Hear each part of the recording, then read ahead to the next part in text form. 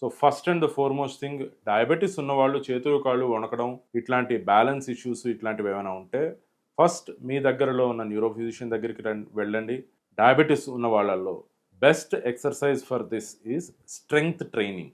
ఇప్పుడు ఒకే ప్రోగ్రాంలో నేను స్ట్రెంగ్త్ ట్రైనింగ్ మొత్తం బాడీకి నేను చూపించలేను, కానీ మీరు ఎయిదర్ మా దగ్గరికి కానీ లేదు అంటే కనుక మీ దగ్గరలో ఉన్న ఫిజియోథెరపిస్ట్ దగ్గరికి కానీ వెళ్తే, ఒక ప్రాపర్ ఫిజియోథెరపిస్ట్ దగ్గరికి వెళ్తే స్ట్రెంగ్త్ అండ్ బ్యాలెన్స్ ట్రైనింగ్ ఇవి రెండూ కనుక మీరు చేయించుకున్నట్టయితే, రెగ్యులర్గా అటెండ్ అయ్యి ఫిజియోథెరపీ సెషన్స్ అటెండ్ అయ్యి strength training for lower limb muscles as well as spinal muscles, basically for gait అంటే నడకకి, అలాగే బ్యాలెన్స్కి స్ట్రెంగ్త్ ట్రైనింగ్ చేయించుకోవడం, అలాగే బ్యాలెన్స్ ట్రైనింగ్ కూడా ఉంటుంది. ఆ బ్యాలెన్స్ ట్రైనింగ్ కూడా చేయించుకున్నట్టయితే డయాబెటీస్ వల్ల చచ్చుబడ్డ లేదు అంటే ఎఫెక్ట్ అయిన నరాలు, కొత్తగా నరాలు పుట్టుకురావు, కానీ ఉన్న నరాలు బాగా ఉత్తేజపడి శుభ్రంగా మళ్ళీ రీగెయిన్ ఆఫ్ బ్యాలెన్స్ అనేది, రీగెయిన్ ఆఫ్ స్ట్రెంగ్త్ అనేది జరుగుతుంది.